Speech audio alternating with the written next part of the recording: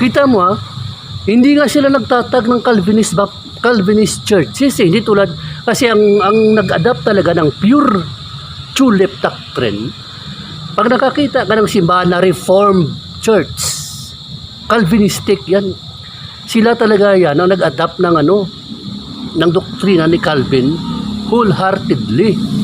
Yan ang kanilang kaluluwa, yan ang kanilang buhay.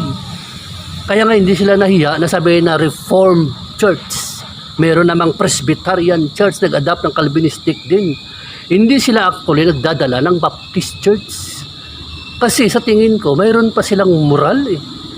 Sa tingin ko, mayroon pa silang common sense na hindi nila gamitin ang Baptist para mag-convince sa kapwa nila Kristiyano. Pero sila, may mga grupo na Calvinistic, pero pag nag-mission, ilagay nila dyan